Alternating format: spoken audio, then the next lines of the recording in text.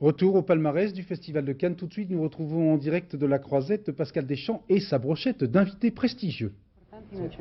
Oui. Il y a aussi Nicole Cornu-Langlois. Absolument, donc, on vous voit, rassurez-vous. Et donc, comme vous le voyez, nous avons des invités prestigieux, Patrice Chéreau, Virna Lisi et Pascal va vous présenter ces deux invités. John Travolta et Bruce Willis, donc comédien de Pulp Fiction.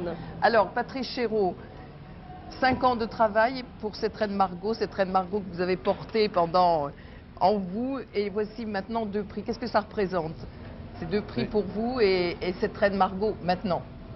C'est magnifique, je veux dire, on ne peut dire que des banalités, mais parce que c'est magnifique que d'abord qu'il y ait 2 prix, que Virna ait été reconnue, et le travail que j'ai fait avec les acteurs et le travail du film, que des gens aient été touchés par ce film, comme je le sais, comme je le crois.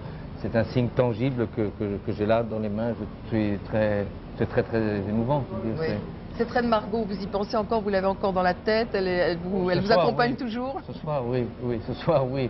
Non, depuis quelques jours, moins, je veux dire, mais c'est sûr qu'on ne peut pas se libérer de 5 ans de travail, de 4 ans de travail et de la violence que ça a été le tournage et le travail sans facilement.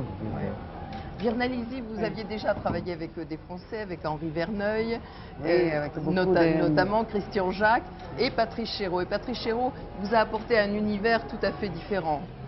Oui, c'est ça.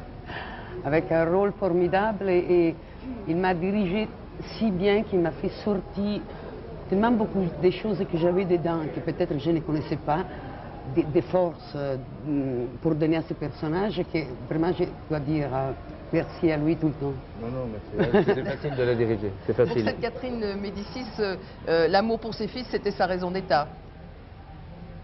Oui. Per Caterina.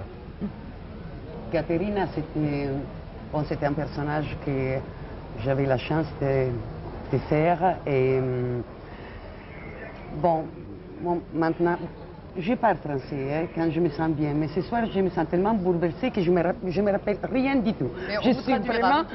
Je suis là comme ça, vous savez. Vous pouvez parler en italien, on vous traduira. Bon, Caterina, c'était vraiment un personnage que j'aimais beaucoup, beaucoup. Et on m'a dit que c'est moi. J'ai donné à ce rôle beaucoup des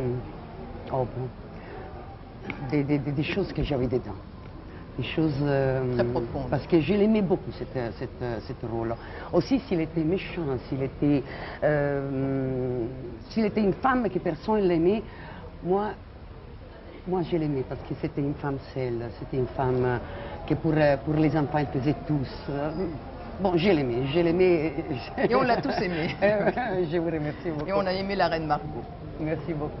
Alors, moi j'ai à côté de moi un homme heureux, c'est John Travolta, parce que vous m'avez dit quand on s'est rencontrés la semaine dernière que Cannes représentait quelque chose d'absolument extraordinaire pour vous, parce que quand vous étiez jeune, vous aviez un poster d'un homme et une femme, donc qui a reçu la Palme d'Or en 1966, et donc Cannes représentait pour vous quelque chose d'absolument formidable.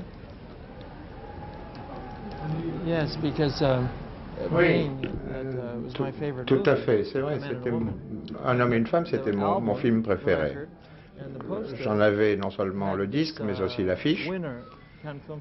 10 ans, victoire au Festival de Cannes en gros caractère. Et depuis 1966, donc effectivement, je rêvais de faire cette expérience et de revenir peut-être avec une autre affiche qui me permettra de faire le pendant de celle que j'ai depuis si longtemps. Alors, vous disiez aussi qu'après plusieurs rôles qui ne vous avaient pas totalement satisfait, Quentin Tarantino vous avez rendu votre âme d'acteur et qu'enfin vous aviez un rôle à votre portée. Oui, je suis d'accord complètement.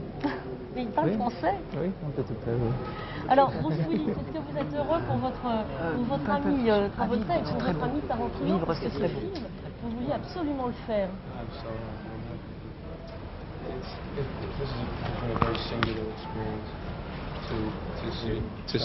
Sacrée expérience, effectivement, de voir ce film pour la première fois, ici, à Cannes, au milieu de tous mes amis, de la distribution du film, avec tous ceux qui ont contribué au film.